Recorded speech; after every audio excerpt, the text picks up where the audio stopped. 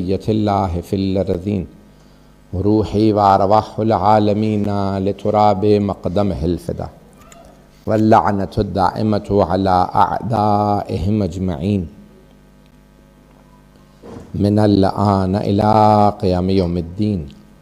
اما بعد فقد قال اللہ الحکیم فی کتابہ الکریم بسم اللہ الرحمن الرحیم الہاکم التکاثر حتی زرتم المقابر کلا سوف تعلمون ثم کلا سوف تعلمون کلا لو تعلمون علم الیقین لترون الجحیم ثم لترونها عین الیقین ثم لتسألن یومئذ عن النعیم.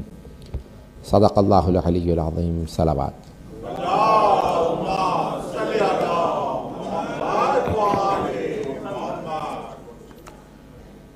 سورہ فاتحہ کی درخواست کی گئی ہے. آج پہلی برسی ہے.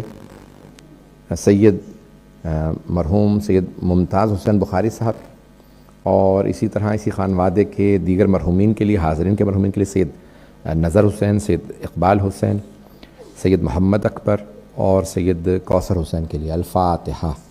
بسم اللہ الرحمن الرحیم الحمدللہ رب العالمین الرحمن الرحیم مالک یوم الدین ایاک نعبد و ایاک نستعین اہدنا الصراط المستقیم صراط الذین انعمت علیہم غیر المغضوب علیہم ولا الضالین. بسم اللہ الرحمن الرحیم قل هو اللہ احد اللہ الصمد لم یلد ولم یولد ولم یکن له کفوا احد. بسم اللہ الرحمن الرحیم قل هو اللہ احد. بسم اللہ الرحمن الرحیم قل هو اللہ احد اللہ الصمد. صلاۃ علی محمد وعلی محمد.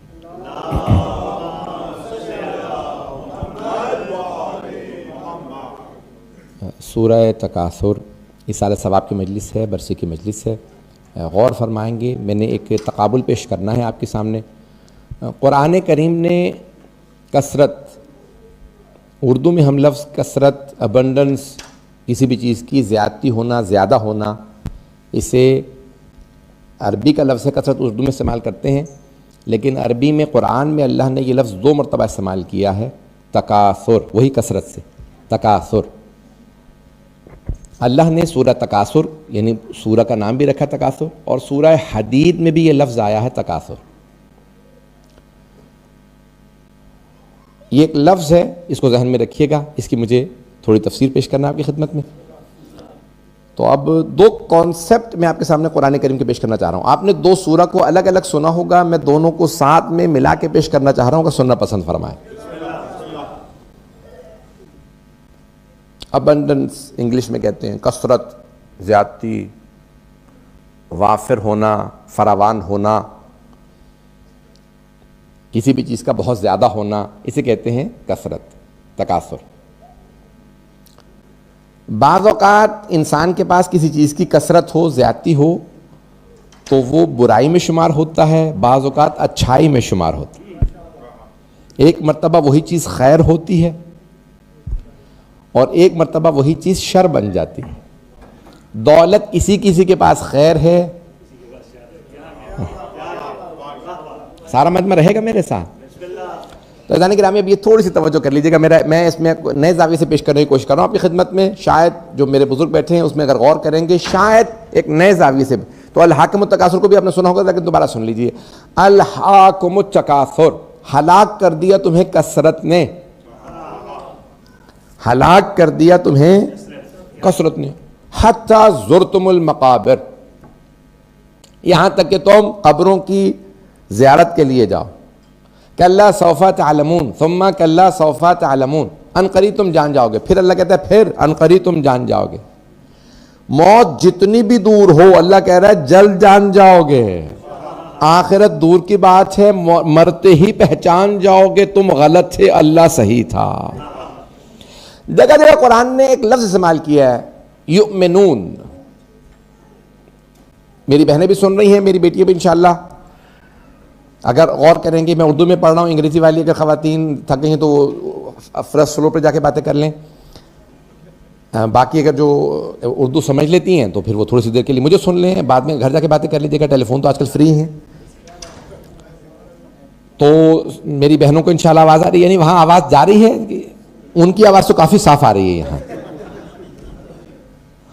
میں تو یہاں تک بتا سکتا ہوں کہ باتیں کیا ہو رہی ہیں. اگر آپ کہیں گی تو میں غور سے، میرے کان بڑے اچھے ہیں. صلوات پڑھیں محمد وعلى محمد وعلى محمد. توجہ فرمائیں گے جانے گرامی. تو جانے گرامی غور کیجئے گا تکاثر مجھے جس کو پیش کرنا ہے، میرا آپ سے وعدہ ہے کہ انشاءاللہ جب میں نتیجہ دوں گا تو بہت آپ کے لیے آپ اس سے محظوظ ہوں گے. تو اب تکاثر اللہ سبحانہ وتعالیٰ کا الہاکم التکاثر، تمہیں کثرت نے ہلاک کر دیا. دوسری مرتبہ سورہ حدید کے اندر بھی یہ آیات آئی ہیں. میں ساری وہ آیات نہیں پیش کرنا چاہ رہا. اعلموا انما الحیات الدنیا لعب ولہو. اللہ سبحانہ وتعالیٰ کہہ رہے کہ جو دنیا کی زندگی ہے کھیل کود ہے، فضولیات کے اندر تم صرف کر لیتے ہو. وزینۃ وتفاخر بینکم، زینت بھی ہے، ایک دوسرے پہ فخر و مباحات بھی ہے. پھر اللہ کہہ رہا ہے لفظ دوبارہ تکاثر جو میرے موضوع سمجھا، وتکاثر فی الاموال والاولاد. تکاثر فی الاموال والاولاد، دو چیزوں کی کثرت کا نام دنیا ہے. ایک دولت، دوسرے اولاد. بھئی بہت سے افراد چاہتے ہیں کہ میری دولت بھی زیادہ ہو، میری اولاد بھی زیادہ ہو. انسان جو ہے وہ اپنی طاقت اور قوت محسوس کرتا ہے جب اولاد زیادہ ہوتی. اب یہاں کے نوجوان نہیں سمجھ سکتے جہاں پہ دو کا کانسیپٹ ہو، لیکن ایک طاقت و قوت سمجھا جاتا ہے اولاد کو. اذان گرامی اللہ کہہ رہا ہے تکاثر فی الاموال والاولاد. دوسرے کا پہ اللہ کہتا ہے الہاکم التکاثر، تمہیں کثرت نے ہلاک کر دیا. تو اب دولت، اموال، اولاد انسان کے لیے ہلاکت کا سبب بن سکتے ہیں. دوسری جگہ پہ آئیے ذرا، ہم آپ کے سامنے ایک اور کثرت کو پیش کر رہے ہیں. شاہ صاحب خاص طور سے سنیے گا، اور مجھے آپ تمام بزرگوں کی دعائیں چاہیے. میں خاص طور سے اس مجلس کے لیے آیا ہوں، دن میں مجلس پڑھ کے آیا ہوں، صبح سے نکلا ہوا ہوں، اس لیے بعض کا انسان فرسٹریشن کا شکار ہوتا ہے. میں کبھی ممبر سے ڈانٹتا نہیں ہوں. تو اذان گرامی جو جملے پیش کروں گا میرے ساتھ رہیے گا، اور مجھے انشاءاللہ تعالیٰ دعا دیجیے گا اگر آپ کو اس میں کوئی نیا پہلو محسوس ہو. میں نے ایک کثرت پیش کی ہے الہاکم التکاثر، دوسری کثرت سن لیجئے انا اعطیناک الکوثر. جو لوگ پہنچ رہے ہیں انہیں سلام ہے. انا اعطیناک الکوثر، ہم نے آپ کو کوثر عطا کیا. عزیزان گرامی فخر الدین رازی شیعہ مفسر نہیں ہے. انہوں نے اپنی تفسیر کبیر میں سورہ کوثر کی تفسیر میں لکھا ہے کوثر کے میننگ معنی ہے خیر کثیر کے. خیر کثیر، بہت زیادہ خیر ہو تو کوثر بنتا. پتہ نہیں لوگ ہیں یا نہیں ہے. عزیزان گرامی خیر کثیر، خیر یعنی اچھائی. if goodness is in abundance then کوثر. اور اگر شر ابنڈنس میں ہو تو تکاثر. جو پہنچ گئے انہیں سلام. تکاثر والوں کے لیے ہلاکت ہے، کوثر والوں کے لیے شفاعت ہے. میں جو لوگ پہنچ رہے ہیں انہیں سلام ہے. میں نے بھی مکمل نہیں کیا، تھوڑی سی توجہ کر لیجیے گا. عزیزان گرامی مکہ پیسے والوں سے بھرا ہوا تھا، صرف غریب نہیں تھے، پیسے والے بھی بہت تھے. میں نے تو نام بھی نہیں لیا. عربی میں پیسے والے کہتے ہیں غنی. نہیں میں نے نام نہیں لیا. عزیزان گرامی اب بہت سے اغنیاء تھے، بڑے بڑے پیسے والے لوگ موجود تھے. کہاں؟ مکے میں. اللہ نے سارے پیسے والوں کو دیکھا. اللہ کی نظر حضرت خدیجہ سلام اللہ علیہا کی دولت پہ اللہ کی نظر رکی. اللہ نے کہا خدیجہ آپ کی دولت اس لائق ہے کہ میرے حبیب کے کام آئے، میرے دین کے کام آئے. تو اب دولت تو بہت سے کے پاس تھی، لیکن اللہ کو ان کی دولت پسند نہیں آئی. عزیزان گرامی بڑے بڑے پیسے والے لوگ موجود تھے. اللہ نے کہا نہیں، یہ سب کے سب ہیں تکاثر والے. خدیجہ ہیں کوثر والی. جو لوگ پہنچ گئے ان کو سلام ہے. عزیزان گرامی تھوڑا سا آگے بڑھیے گا. تو میں نے کہا انسان دولت کو تکاثر کہا گیا. تھوڑی سی توجہ. عزیزان گرامی عہدہ بھی تکاثر ہے. آپ نے نام سن رکھا ہوگا مولانا ابو العلا مودودی کا. ان کی ہے تفہیم القرآن، تفسیر ہے. جماعت اسلامی کے بانی تھے مولانا سید ابو العلا مودودی. ان کی کتاب ہے تفسیر کی 7 جلدوں پہ تفہیم القرآن. میں نے وہاں سے دیکھا انہوں نے لکھا کہ 3 چیزیں ہلاکت کا سبب بنتی ہیں: عہدہ، منصب، اتھارٹی، توجہ، دولت، شہرت. بس 3 ہی ہلاکت کے سبب بنتے ہیں. پتہ نہیں آپ کہاں جا رہے ہیں، میں کہاں جا رہا ہوں. مجمع رہے گا میرے ساتھ؟ عزیزان گرامی، اب انہوں نے کہا دولت، اللہ نے دولت والے مکے میں بہت دیکھے، اللہ نے جناب خدیجہ کی دولت کو چنا، عہدے والے، منصب والے، بڑے بڑے سردار موجود تھے، مکہ سرداروں سے بھرا ہوا تھا، 40 سے زیادہ قبیلے تھے مکے اور اس کے اطراف میں، ہر قبیلے کا کوئی نہ کوئی سردار تھا۔ جب اللہ نے سارے سرداروں کو دیکھا، اس کی نظر رکی تو حضرت ابو طالب پہ جو پہنچ گئے حضرت ابو طالب پہ نظر رکی، کہا کسی سردار کی سرداری نہ میرے دین کے کام آئے گی نہ میرے حبیب کے، بس ایک سردار ایسا جس کی سرداری میرے دین کے بھی کام آئے گی میرے حبیب کے بھی، وہ ہے حضرت ابو طالب۔ تو اللہ نے گرامی مکے میں دولت مند بھی بہت، سردار بھی بہت، اللہ نے دولت مندوں میں چنا تو جناب خدیجہ کو، سرداروں میں چنا تو حضرت ابو طالب کو۔ توجہ، جو پہنچ گئے سلام۔ تیسری ایک اور چیز پیش کر دوں، شاید جدید ہو، انٹلیکچوئلز، مفکرین مکے میں بڑے بڑے قابل لوگ تھے۔ کوئی ابو الحکم تھا جسے بعد میں ابو جہل کہا گیا، پتہ نہیں لوگ ہیں یا نہیں ہیں۔ ابو سفیان، اس سے بڑا کوئی سازش لانے والا ہی نہیں تھا، پتہ نہیں لوگ ہیں یا نہیں۔ بھئی اتنی سازشیں تو آج کے سارے امریکہ، برطانیہ، اسرائیل بھی جمع ہو جائے نا تو اتنی سازشیں نہیں لا سکتے جتنی حضرت ابو سفیان لے کے آئے۔ پتہ نہیں لوگ ہیں یا نہیں۔ میں نے کہا ابھی پاکستان جانے والا ہوں نا تو حضرت لگا دو، کہیں ایسا نہ ہو کہ پرچہ کٹا ہوا پھر پہنچنے سے پہلے۔ تو حضرت گرامی اتنی سازشیں اسلام کے خلاف، لیکن اللہ نے کہا کہ مجھے اسلام کی فکر کو آگے پہنچانے کے لیے ایک مفکر کی ضرورت ہے، ان تمام مفکروں میں کوئی نہیں چاہیے۔ اللہ کی نظر رکی تو علی ابن ابی طالب پہ، پتہ نہیں لوگ ہیں یا نہیں ہیں۔ فکر میں علی، اللہ نے کہا یہی مدینۃ العلم، یہی مدینۃ العلم کا باب، مدینۃ العلم، اور یہی حکمت کے گھر کا دروازہ، علم کے شہر کا دروازہ۔ فکر کے اندر علی سے پاک فکر کسی کی نہیں تھی، پتہ نہیں لوگ ہیں یا نہیں ہیں۔ تو اللہ نے چنا حضرت خدیجہ، حضرت ابو طالب، حضرت امیر المؤمنین کو، ان کی پاکیزہ ترین، یہ سب کے سب ہیں کوثر والے، باقی ہیں توجہ، باقی تکاثر والے، تکاثر میں ہلاکت ہے، بڑے بڑے کہہ گئے یہ نہ ہوتے تو ہم ہلاک ہو جائیں۔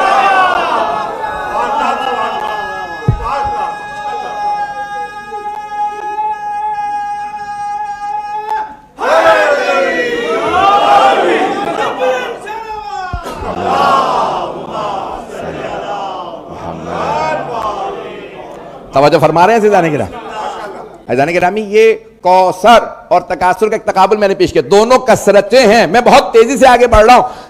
کوثر بھی کثرت، تکاثر بھی کثرت۔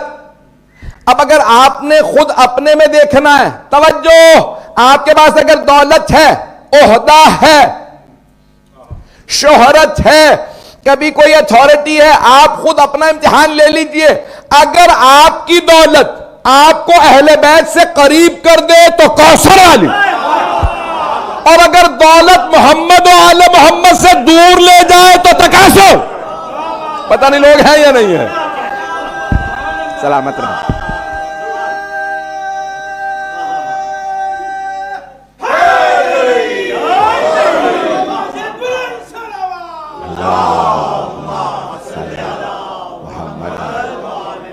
توجہ فرما رہے ہیں عزیزان گرامی؟ بھئی میری آواز سب تک پہنچ رہی ہے؟ عزیزان گرامی، اگر آپ کی دولت محمد و آل محمد علیہ السلام سے قریب کرے تو سمجھ لیجئے آپ کوثر کے راستے پہ ہیں، اور اگر دور ہو جائیں، توجہ، تو تکاثر۔ توجہ، عہدہ ملے، منصب ملے، کوئی وزیر بن جائے، کوئی کسی عہدے پہ آ جائے اور ملتے کہنے لگے آپ کون، کہاں؟ عزیزان گرامی، اگر یہ عہدہ، یہ منصب، یہ وزارت، یہ کانسلرشپ، یہ ایم این اے شپ، پتہ نہیں لوگ ہیں یا نہیں ہیں، آل محمد سے، محمد و آل محمد سے قریب کرے تو کوثر، دور کر دے تو تکاثر۔ ہر آدمی اپنا امتحان خود لے سکتا ہے۔ عزیزان گرامی، اگر آپ کی شہرت، آپ کی کوئی بھی شے، خاندان آپ کو اہل بیت سے قریب کر رہا ہے تو کوثر، اور اگر دور کر رہا ہے تو تکاثر.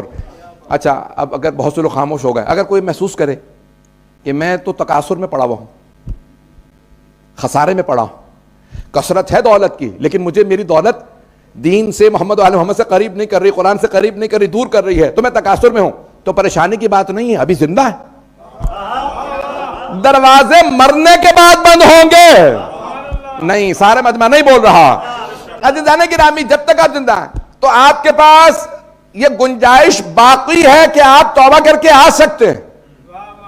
چلیں میں ایک شعر پیش کر دیتا ہوں, اس کے بعد پھر ایک مثال بھی جلدی سے دوں گا کہ انسان اگر تکاثر میں بھی ہو تو نکل سکتا ہے. شعر پیش کروں؟ یہ اسلام آباد کے ایک بہت مشہور شاعر تھے, پتہ نہیں اب زندہ ہے کہ نہیں, اس وقت بھی بہت بزرگ تھے. تو انہوں نے ایک شعر کہا تھا, انہوں نے کہا تھا کہ کرسی ہے تمہاری یہ جنازہ تو نہیں ہے, کچھ کر نہیں سکتے تو اتر کیوں نہیں جاتے. پتہ نہیں لوگ ہیں یا نہیں. عزیزان گرامی, آپ خود اپنا امتحان لے لیجئے, انسان خود اپنے آپ کو اینالائز کر سکتا ہے. انالیسس, تجزیہ اپنے پاس ہے, دوسرے کے پاس نہیں. چلے میں مثال دے دیتا ہوں سادہ سی. کوئی آدمی یہاں سے گھر جا رہا ہے مارگا سے, آج دن میں بارش ہوئی ہے, یہاں ہوئی یا نہیں؟ تو اب ساؤتھ میں بھی ہوئی تھی, نارتھ لندن گیا تھا, وہاں پہ بھی, قبرستان میں بھی, ہر جگہ پہ بارش تھی. تو اب مثال کے طور پہ کوئی بارش ہو, کوئی آدمی پھسل جائے, کوئی آدمی کیچڑ میں گر جائے. کوئی آپ نے ایسا آدمی دیکھا کہ اگر خدا نہ کرے سلپ ہو کے گارے میں کیچڑ میں گر جائے تو کہ اب میں گھر نہیں جا رہا, میں یہیں پڑا رہوں گا؟ کوئی ایسا آدمی دیکھا؟ توجہ. عزیزان گرامی, اگر کبھی کوئی آدمی پھسل بھی جاتا ہے نا تو فوراً کہتا ہے گھر جا کے لباس بھی پاک کروں, بدن پاک کروں. کیوں؟ کیونکہ میں گر گیا تھا گارے میں. توجہ. اگر کبھی کوئی تکاثر میں پڑ بھی جائے تو نکل آؤ, تکاثر سے نکل کے کوثر کی طرف چلو. خبردار کبھی رہنا نہ, پتہ نہیں لوگ ہیں یا نہیں. ہر آدمی ذی شعور فوراً توبہ کرے گا, مجھے اس گندگی سے نکلنا ہے, مجھے فوراً اچھائی کی طرف, بھلائی کی طرف جانا ہے. یہی توبہ ہے. اسی کا نام ہے کہ انسان تکاثر سے نکلے اور کوثر کی طرف آ جائے. عزیزان گرامی, جو تجزیہ پیش کر رہا ہوں کہ دنیا کے اندر بہت سی چیزیں آپ کو تکاثر معلوم ہوں گی, لیکن اللہ نے کسی بھی دور کو کوثر سے خالی نہیں رکھا, کوثر سے خالی نہیں رکھا ہے. آئیے ذرا, بہت سے افراد کہتے ہیں نہیں یہ تو حوض کوثر ہے جو جنت ہی کے اندر ہے. عزیزان گرامی, بڑے جواب دیے ہمارے علماء نے, صرف ایک جواب سن لیجیے نوجوانوں کے لیے. اللہ جب آخرت کی بات کرتا ہے تو کہتے ہیں وَلَسَوْفَ يُعْطِيكَ رَبُّكَ فَتَرْضَىٰ, اے میرے حبیب, ہم آپ کا رب آپ کو اتنا عطا کرے گا کہ آپ راضی ہو جائیں. نہیں ہے مجمع. عزیزان گرامی, یہی تو فرق ہے صحابہ میں اور رسول خدا میں. صحابہ محنت کرتے ہیں کہ اللہ راضی ہو جائے, اللہ حبیب کو اتنا عطا کرتا ہے کہ حبیب راضی ہو جائے. وَلَسَوْفَ يُعْطِيكَ رَبُّكَ فَتَرْضَىٰ, اے میرے حبیب, آپ کا رب آپ کو اتنا عطا کرے گا کہ آپ راضی ہو جائیں. چھٹے امام علیہ السلام سے پوچھا گیا, امام جعفر صادق علیہ السلام,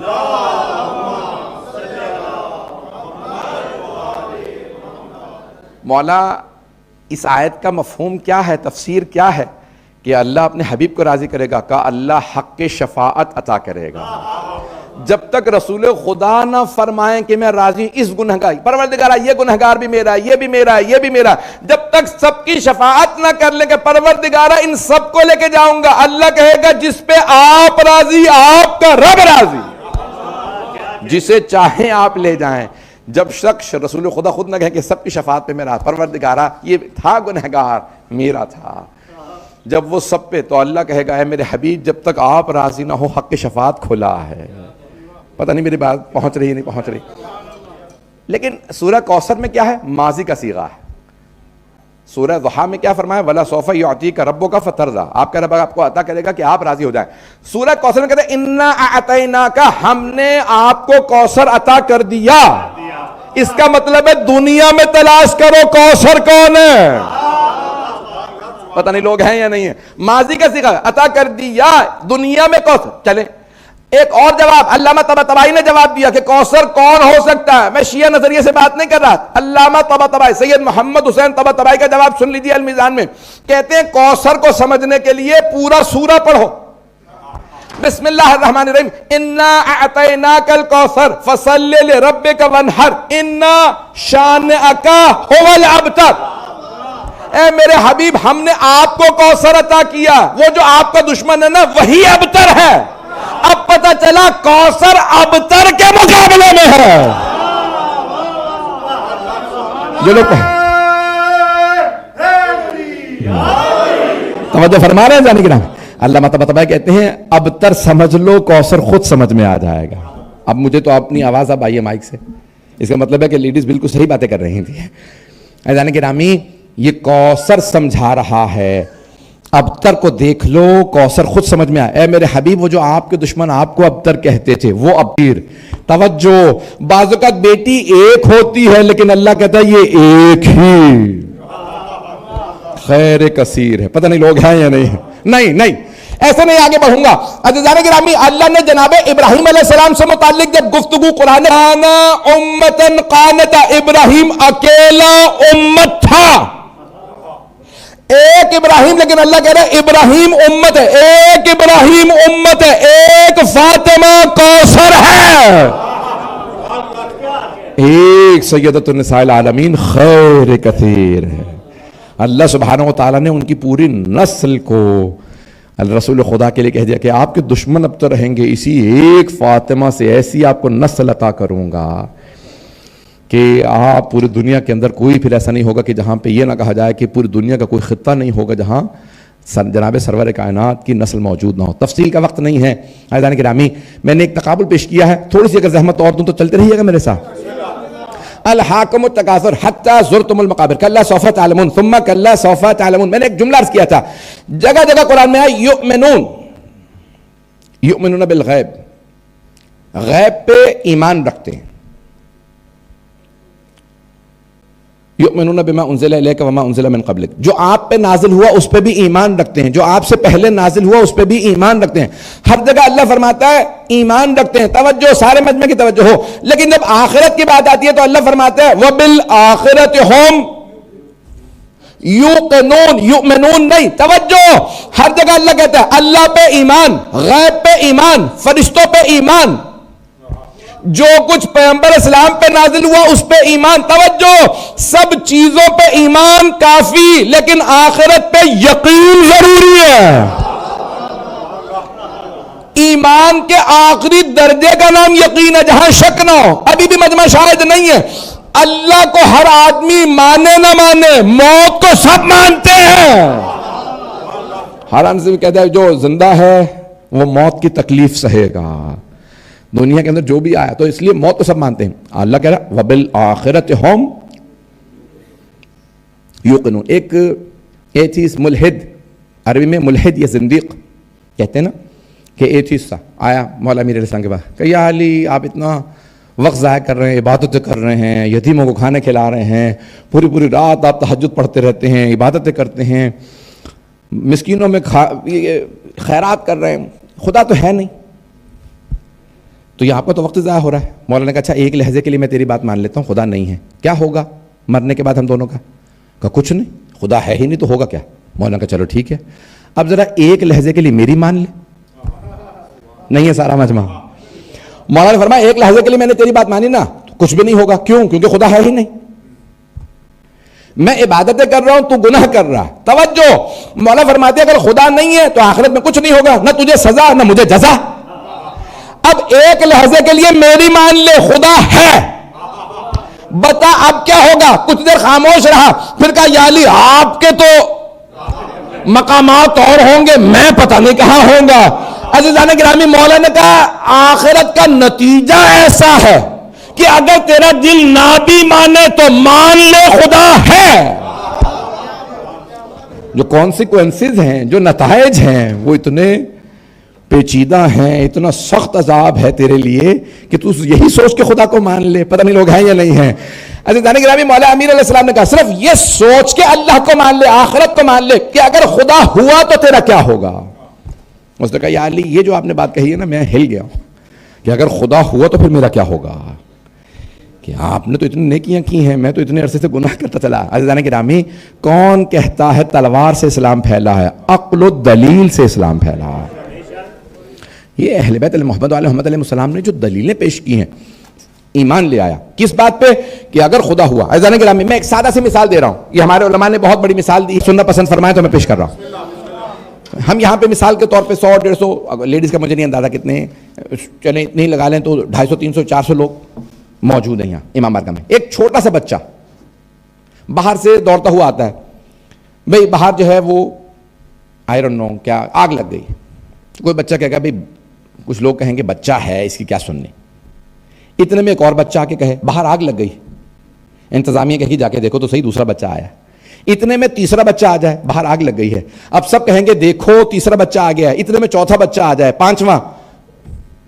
یہ بچے آ کے کہہ رہے ہیں باہر آگ لگی, آپ دیکھنے چلے جائیں گے. اور اگر 1.25 لاکھ معصوم نبی آ کے کہہ گئے ہوں لا الہ الا اللہ, پتہ نہیں لوگ ہیں یا نہیں ہے. مولا امیر کہتے ہیں 1.25 لاکھ انبیاء آ کے معصوم, کسی نے کردار پہ انگلی نہیں اٹھائی, سب کہتے رہے ہے پاک. میں نامعقول باتیں کرتے رہتے, کیا نامعقول؟ لا الہ الا اللہ. اتنے بت رکھے کہتے ہیں کوئی خدا نہیں, ایک خدا. مولا فرماتے ہیں مرتے مر گئے لیکن ایک ہی بات کہتے رہے, مرتے مرتے بھی لا الہ الا اللہ. مولا کہتے ہیں لوگ اگر اللہ کے سوا کوئی اور خدا ہوتا لاتتک رسولا, اے میرے بیٹے محمد حنفیہ وہ بھی رسول بھیجتا. بس یہ سارے انبیاء کا لا الہ الا اللہ کہنا بتا رہا ہے, بس ایک ہی خدا ہے. پتہ نہیں لوگ ہیں یا نہیں. عزیزان گرامی دلیلیں تو دیکھیے کہ کتنی گہرائی کی, میں نے اپنے انداز سے سادہ بنا کے کوشش کی ہے کہ پیش کروں. عزیزان گرامی یہ کتنی گہرائی ہے. وبالآخرۃ ہم یوقنون. آپ کو پتہ نا رینیسانس, یہ جو ایک انقلاب آیا تھا, کیا کہتے ہیں علمی انقلاب, یورپ میں آیا ہے. لوگ ڈاکٹر صاحب نے تو مجھے کہا کہ بے شک 9 بجے کے بعد تک پڑھتے رہیں. اب یہ سب ڈاکٹر صاحب کو پکڑ لیجیے گا بعد میں, پھر سنیں گے لوگ. عزیزان گرامی تھوڑی سی توجہ کر لیجیے گا. رینیسانس یہ فرانس میں, اسپین, بہت بڑا انقلاب, یونیورسٹیاں بننے لگیں. سب سے پہلے یونیورسٹیاں کہاں تھیں؟ سب سے پہلے کس نے یونیورسٹی بنائی؟ رسول اسلام, کہ جو مدینے میں بنیاد رکھی مولا امیر علیہ السلام کو. اور پھر کہتے ہیں کہ حقیقی معنی میں جس کو کہتے ہیں نا باقاعدہ انسٹیٹیوشنلائز کر کے پڑھایا, وہ امام صادق علیہ السلام نے. مختلف باقاعدہ سبجیکٹس بتائے. توجہ, یہ چھٹے امام علیہ السلام نے کہا ہشام میں نے تمہیں علم کلام سکھایا, خبردار فقہ میں مداخلت نہ کیا کر. اس کو باقاعدہ انسٹیٹیوشنلائز کیا امام صادق علیہ السلام نے. پھر کہا زرارہ تمہیں میں نے فقہ سکھایا ہے, حدیث میں مت جاؤ. توجہ, کہا حمران تمہیں حدیث آتی ہے, تفسیر میں مداخلت نہ کرو. سب کو الگ الگ علوم, ایک پڑھانے والا 30 سے زیادہ علوم, 4000 پڑھنے والے نہیں پڑھاتا. یہ اتنی بڑی یونیورسٹی کی بنیاد رکھی امام صادق علیہ السلام نے. عزیزان گرامی پھر یہ باقاعدہ آگے بڑھتے رہے. مصر میں فاطمیون نے, جو شیعہ تھے لیکن اسماعیلی شیعہ تھے, انہوں نے جامعۃ الزہرا بنیاد رکھی. فاطمیون حکومت, لوگ سنیں گے نا, دا فاطمیڈز, جس طرح سے خلافت عثمانیہ تھی یہاں ترکی میں 1923 میں ختم ہوئی, وہاں مصر میں تھی خلافت اس کا, یعنی جو امامت انہوں نے پورا بنیاد رکھی فاطمیون, فاطمیڈز, اسماعیلی تھے شیعہ. توجہ ہے نا, انہوں نے بنیاد رکھی, یونیورسٹی کا نام رکھا جامعۃ الزہرا. کیوں؟ فاطمیون ان کا وہ ٹائٹل تھا. توجہ, حوزے کا نام, یونیورسٹی کا نام رکھا جامعۃ الزہرا, جس کو پھر بدل کے کر دیا گیا جامعۃ الازہر. اور پھر ہمیں کہتے ہیں کہ ہمیں آل محمد سے تو بہت محبت, اگر بغض نہیں تھا تو نام پلٹ کے دوبارہ ازہر سے زہرا رکھ دو. پتہ نہیں لوگ ہیں یا نہیں. بس بی بی کے نام پہ رکھی گئی تھی. اگر تمہیں جناب سرور کائنات کی بیوی سے, بیٹی سے بغض نہیں تھا تو زہرا سے ازہر کیوں کیا؟ چلیں میں زیادہ تنقید نہیں کروں گا. جانے کے نام میں جامعۃ الزہرا سے نام بدل کے, تو اب یہاں پہ بھی بنیاد دوبارہ یونیورسٹیوں کی وہاں پہ رکھی. وہیں سے سارا آئیڈیا. ایک اسٹریٹ لائٹ لگائی جاتی تھی باقاعدہ چلنے, راہ رو جسے کہتے ہیں, پتہ نہیں لوگ ہیں یا نہیں ہیں. یہ پیومنٹ کا تصور دیا, یہ راہ رو ہے, یہاں لائٹ ہوگی رات میں تاکہ چراغ دلایا جائے گا گزرنے والے. یہ پورا اسٹریٹ پلاننگ کا تصور وہاں سے مصر سے چرا کے اسپین میں آیا, وہاں سے اٹلی کے, پتہ نہیں لوگ ہیں یا نہیں. یہ سارا مسلمانوں سے لیا گیا. یونیورسٹیاں بنی اٹلی میں, فرانس میں, سب جگہ یونیورسٹی بنی. یہ آپ نے کبھی دیکھا گریجویشن ہوتی ہے تو کالے رنگ کی بلیک گاؤن ہم عربی میں اسے ابا کہتے ہیں. یہ سب سے پہلے چھٹے امام نے, پتہ نہیں لوگ ہیں یا نہیں, گاؤن انہوں نے دیا جسے آپ ابا کہتے ہیں. یہ جو آج سب کالی ابائیں لیتے ہیں یہ کسی نے تو دی ہوں گی. آج یہ سارے کالا ہیٹ پہنتے, کبھی تصور کیا یہ کالے امامے سے تو شباہت نہیں رکھتا. یہ کہاں سے آیا سارا؟ اٹھا کے دیکھ بڑے یہاں کے پروفیسروں کی، خود ان سے میں نقل کر رہا ہوں، انہوں نے کہا کہ یہ پورا تصور اسلام سے آیا تھا کہ گریجویٹ کرنے کے بعد چھٹے ماہ، اگر آج امام صادق کہتے تھے خبردار کوئی میرے جیسے رسول خدا کا لباس نہ پہنے، نہ کوئی ابا پہنے کا نہ امامہ، جیسے عرب سر پہ پرنا رکھتے ہیں، ابا اوڑھتے ہیں اور کرتا پہنتے ہیں، بس وہی پہننا، کسی میں ضرورت تھی مسلمان نے پہن لیتا۔ یہ چھٹے امام نے کہا میرے جد رسول خدا کے لباس کو عام کرنا۔ اس لباس کا اتنا روب ہے، جب ہم اس لباس سے جاتے ہیں تو ساری دنیا میں عزت ملتی ہے ہمیں۔ میں جیسے ہی مجھے عزت ملتی ہے سلام کرتا ہوں، اے امام صادق آپ کی عظمتوں کو سلام، آپ نے لباس دیا، ہم نالائقوں کو بھی عزت ملی، کیسے ممکن ہے چھٹے امام آئے عزت نہ ملے؟ عزیزان گرامی، یہ دنیا میں عظمت آل محمد علیہ السلام نے عام کی اس لباس کے ذریعے، اس لباس کو عام کیا۔ آئیں ذرا میں جملے پیش کر رہا ہوں، تو اب یہ سارا تصور وہاں سے رینیسانس یہاں پہ ہو، سنیں گے نا؟ میرے موضوع سے متعلق ہے، میں موضوع سے نہیں ہٹا ہوں، سارا مجمع رہے میرے ساتھ۔ اب یہ فرانس کے اندر بڑے بڑے مفکرین، بڑے بڑے فلاسفرز پیدا ہونے لگے۔ ایک فلاسفر تھا خدا کا منکر تھا، خدا کو نہیں مانتا تھا، تو جیسے ہی جنازہ دیکھا، فیونرل دیکھتا تھا نا، تو اپنا ہیٹ اتار کے کھڑا ہو جاتا تھا سر جھکا کے۔ اس کے ایک شاگرد نے پوچھا، استاد یہ بتائیے جنازے کو دیکھ کے آپ ہیٹ اتار کے گردن جھکا کے کھڑے ہو جاتے ہیں، پوچھ سکتا ہوں کیوں؟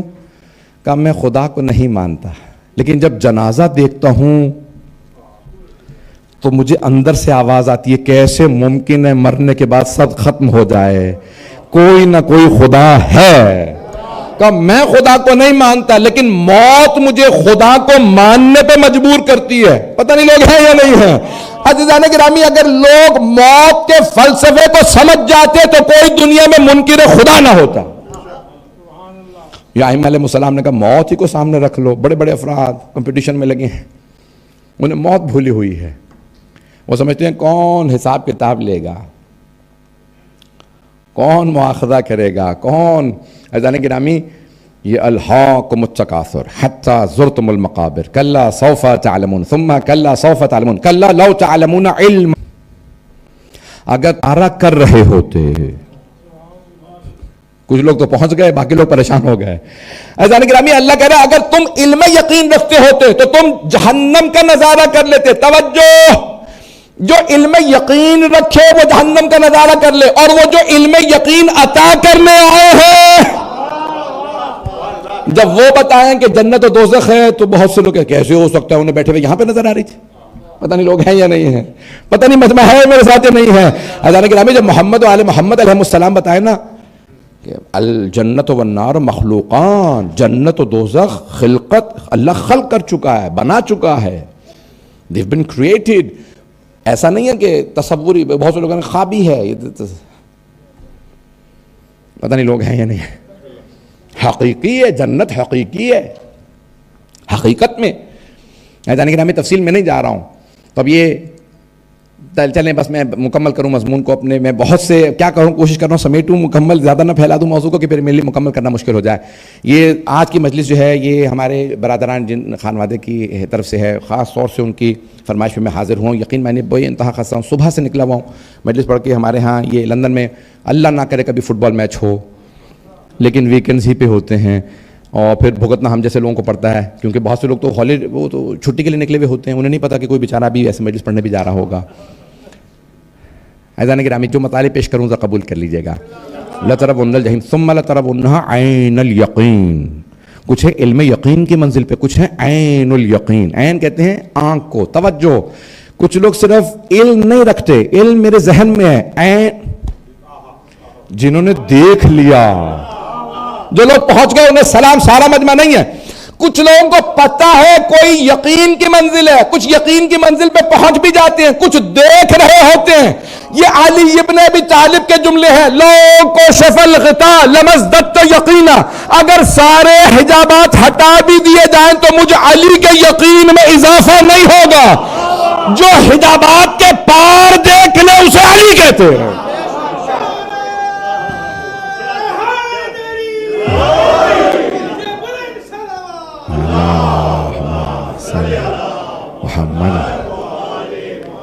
ایک جملہ پہ جو آپ پہنچ گئے سب کو سلام.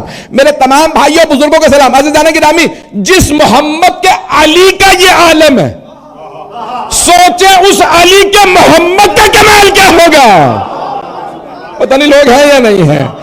عزیزان گرامی سوچئے, سرکار ختمی مرتبت, یہ کہنا کہ انہیں نہیں مانتا, ان کا رتبہ مقام سلامت نے آپ سب جیتے رہے ہیں. عزیزان گرامی جس محبت سے آپ لوگوں نے میرے ٹوٹے پھوٹے الفاظ کو قبول کیا, ثم لتسألن یومئذ عن النعیم, آخری آیت کو بھی سن لیجئے.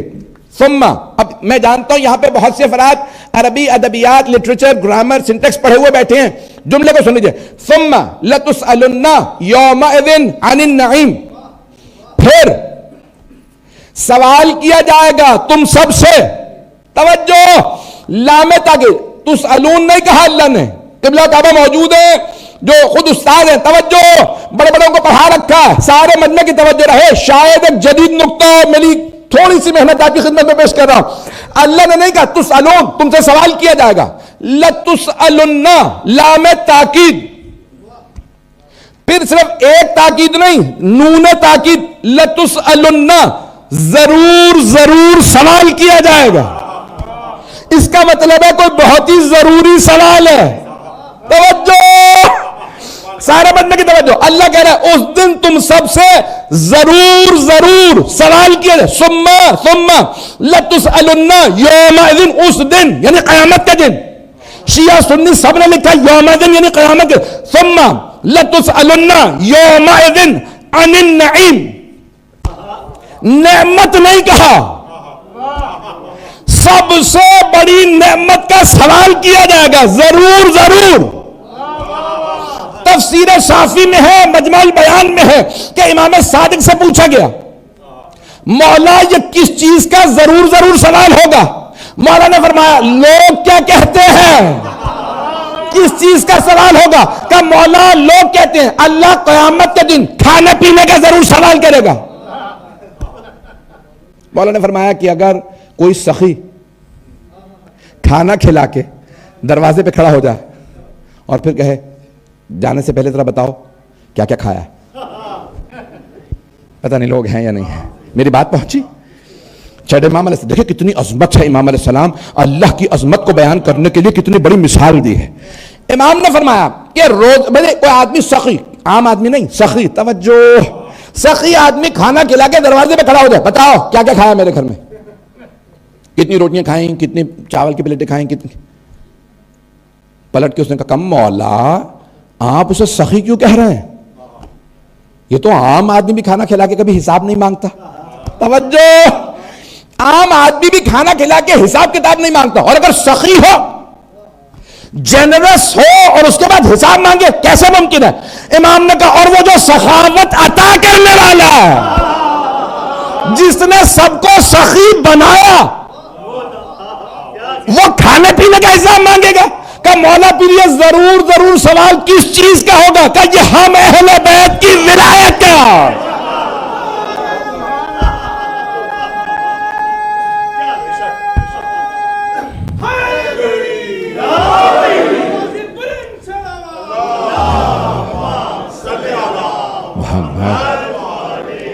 توجہ فرما رہے ہیں سیدھانے کے راہ میں, کہ کیسے ممکن ہے کہ اللہ کھلا پلا کے بتاؤ دنیا میں کیا کیا کھا کے آئے ہو. وہ کریم ہے, وہ اجود الاجودین ہے. جواد کہتے ہیں بہت سخی, وہ سارے سخیوں میں سخی, سخاوت عطا کرنے والا, سخی بنانے والا, سخاوت کی خوبی عطا کرنے والا. وہ کیسے حساب. اللہ کہے گا خبردار نہیں, بتاؤ وہ جو میں نے سب سے بڑی نعمت دی تھی. توجہ, سارے مجمع کی توجہ. ان النعیم, نعمت نہیں کہا, نعیم کا. مجمع کی توجہ رہے میرے ساتھ. اب دلیل کیا, کوئی آپ سے سوال کر لے, مثال کے طور پہ کوئی مسلمان سوال کرے, قرآن سے بتاؤ کہ نعیم اہل بیت کی ولایت ہے. مجمع کی توجہ رہے میرے ساتھ. قرآن سے ثابت کرو کہ اہل بیت کی ولایت نعمت ہے اور نعیم کا روز قیامت سوال ہوگا. تو آئیے آپ کے سامنے دلیل پیش کر رہا ہوں. 5واں سورہ, سورہ مائدہ. توجہ, آیت نمبر 3. توجہ, الیوم اکملت لکم دینکم واتممت علیکم نعمتی ورضیت لکم الاسلام دینا. آج میں نے تمہارا دین مکمل کر دیا, نعمت اتمام پہ پہنچا دی. جب رسول خدا نے اعلان کیا من کنت مولا فہذا علی مولا، تو اللہ نے کہا الیوم اکملت لکم دینکم واتممت علیکم نعمتی. جیسے ممبر کی سیڑھیاں ہیں، توجہ، ویسے ہی اللہ نعمتیں دیتا رہا. آخری نعمت ہے ولایت، جس پہ دین مکمل ہوا. جب علی کی ولایت کا اعلان ہو تو الیوم اکملت لکم دینکم ہوتا.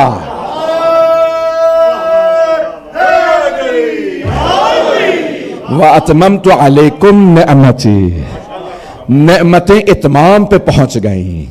آخری نعمت، سب سے بڑی نعمت ولایت علی ابن ابی طالب. آج اصول کافی کی روایت ہے، بونی الاسلام علی خمس، اسلام 5 چیزوں پہ بنا گیا. مکمل کروں ہے مسائل پہ آ جاؤ. امام سے 5 چیزوں پہ اسلام کی بنیاد رکھی گئی. اور چھٹے امام فرماتے ہیں، 5ویں امام بھی فرماتے ہیں کہ ما نودیہ فی الاسلام کما نودیہ للولایہ، اسلام میں کسی چیز کے لیے اتنی مرتبہ دعوت نہیں دی گئی جتنی مرتبہ ولایت کے لیے. سب سے زیادہ جو بلایا گیا اسلام میں وہ ولایت کے لیے. اور آج سب سے زیادہ منکر مسلمان ولایت کے ہیں.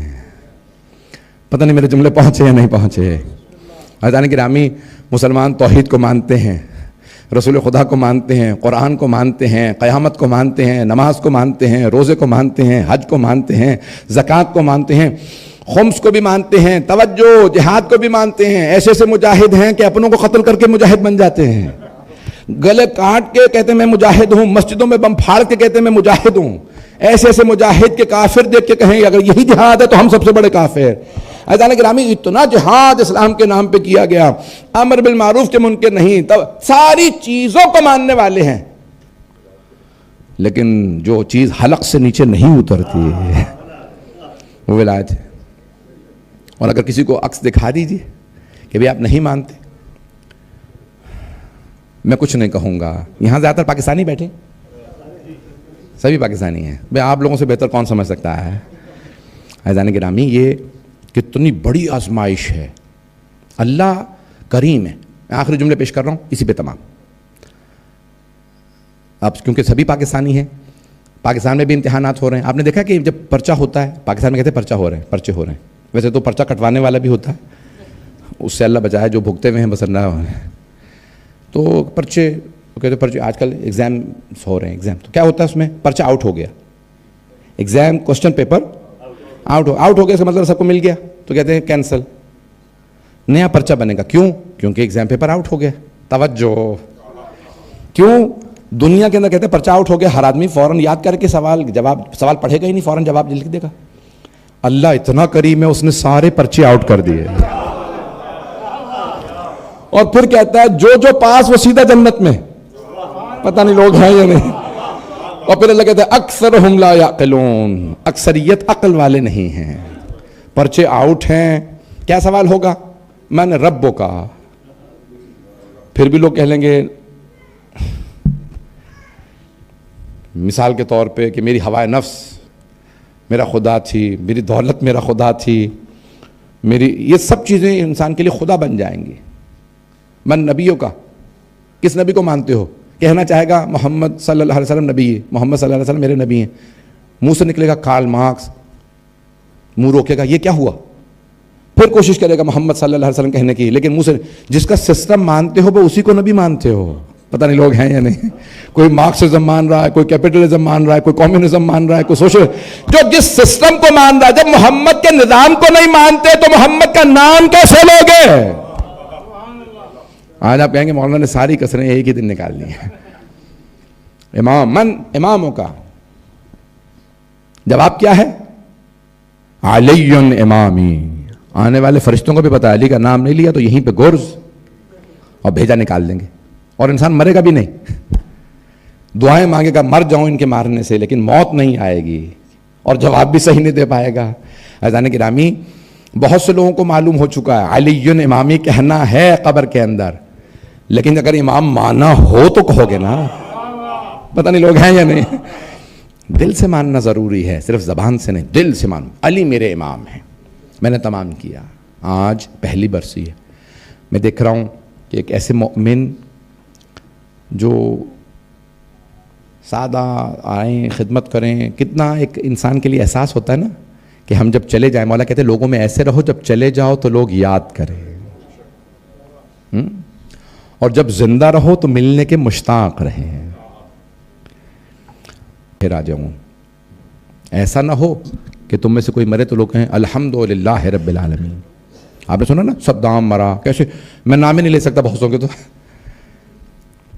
پاکستان میں ایک آدمی کہتا تھا, حکمران تھا, کہتا تھا میں دیکھتا ہوں یہاں پہ یہ شیعہ عزاداری کیسے کر کے دکھاتے ہیں, ہواؤں میں پھٹ کے لوگ بکھر جاتے ہیں, حکومتیں پابندیاں لگا کے جنازے پڑھواتے ہیں اور کہاں کہاں پہ قبریں بناتے ہیں, لیکن کہنے والے پھر بھی کہتے رہتے ہیں الحمدللہ رب العالمین.